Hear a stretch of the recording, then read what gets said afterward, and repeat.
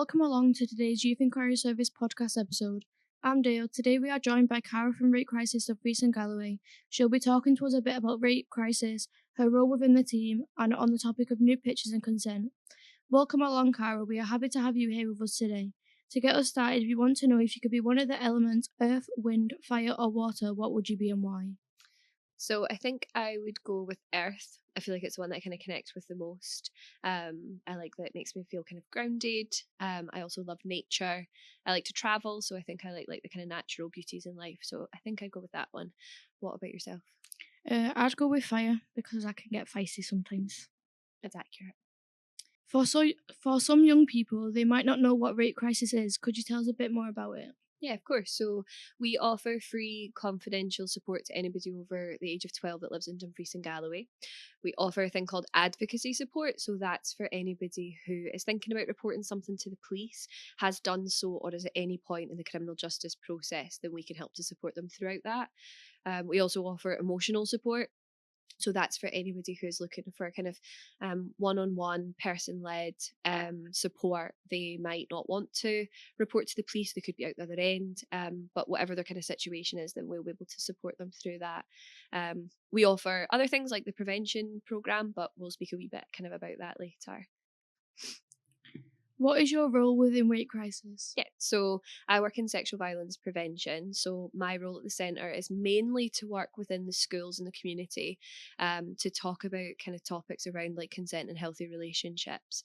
The kind of concept of it is to try and prevent these things before they have happened by kind of having discussions and changing people's attitudes or views, or just having like a really safe space to explore these kind of things. Part of my job would be about kind of like raising awareness, trying to get people to understand not just these topics, but know that the centre exists, that the charity is there for people to be able to get some support, and then maybe working along like other agencies or the likes of youth work to work with young people or to work in events. And yeah, there's loads of kind of different parts to the role. How do young people get in contact with Rape Crisis? So there's no one way to get in touch with us. It's going to be like what works best for the individual. So there's obviously like our office number that you can find online on our website or on any like leaflets or posters you see, and anybody can phone that number up to make a referral. For some young people that might feel really daunting. They might be more comfortable with sending like an email. So we do have like our email address on all those kind of locations as well. But for a lot of people, it might be about getting a third party to do that. So as long as you have the consent of somebody to make that referral, anybody from a medical practitioner to a teacher to a parent to a best friend can phone up and make that referral into us. So it's going to be what works best for that young person. Can you tell us more about the great work that gets delivered in communities and in schools? Yeah, 100%. So basically the pack that I deliver is called the Sexual Violence Prevention Pack. So it covers 5 main topics. So we have consent, power, pornography, understanding sexual violence, and online sexual violence. And that's kind of designed to be delivered to different like ages and stages. So a first or second year is going to get a different session or workshop to like a 5th or 6th year.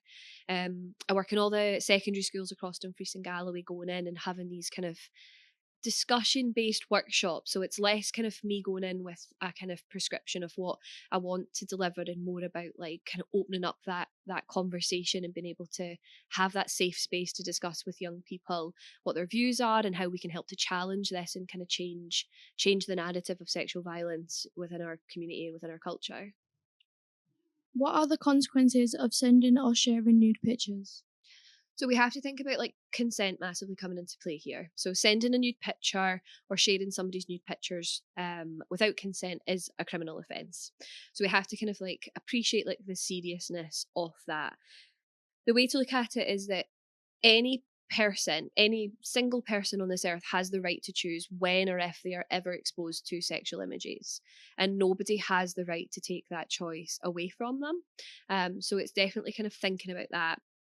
I think we also have to think like if we are in a situation where we're asking for that kind of image, why? Like why do we want that? What's our intention behind that? What yeah, why do we feel that we maybe need that, or what do we plan on doing with that? Does that create a power imbalance within the relationship? And I think just exploring those types of things can give us a better understanding of kind of nudes. Why do you think sharing and sending nude pictures are popular among young people? I think it's a tricky one for me because I probably don't class myself as a young person anymore.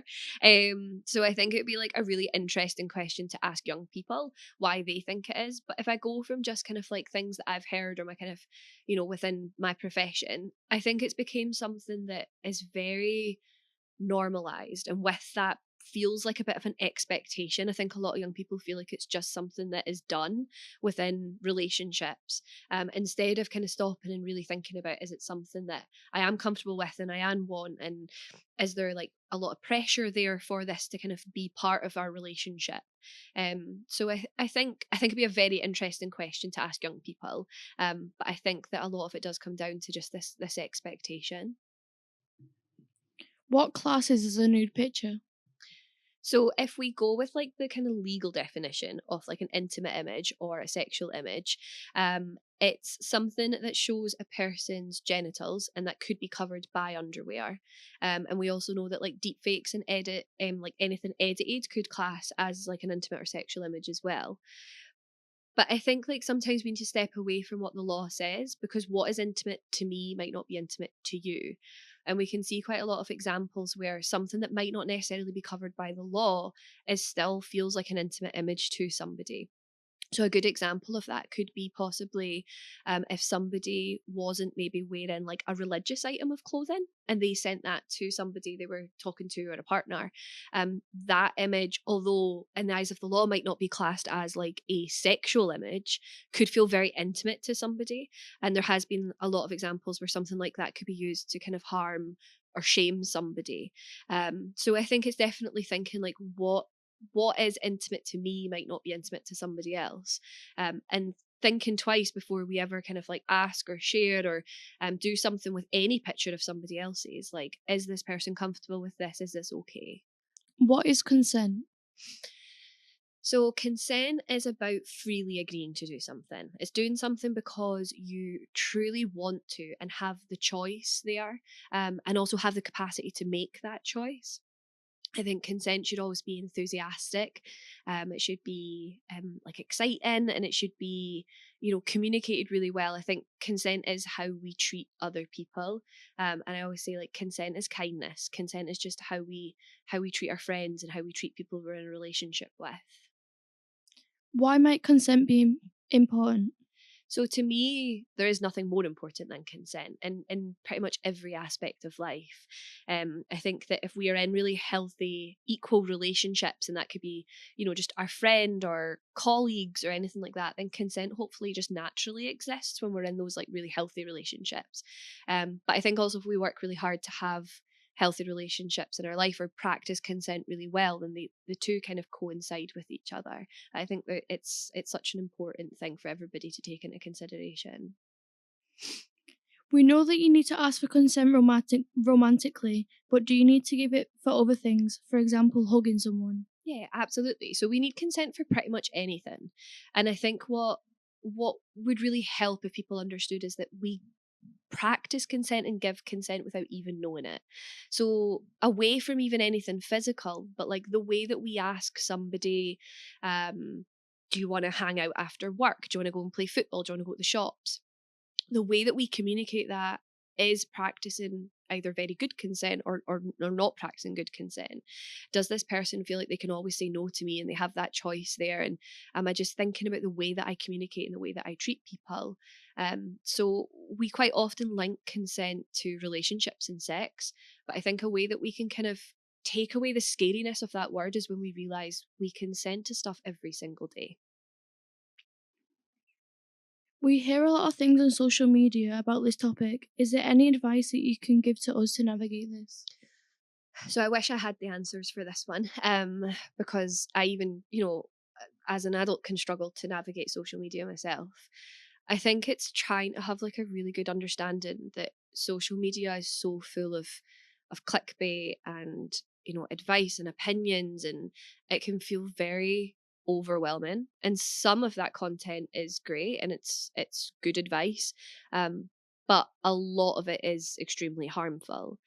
I think also just if young people are on social media, it's trying to have an awareness of like algorithms, like understanding that like you can be being really pushed a one-sided view and you're not always seeing, you know, a whole rounded opinion on something.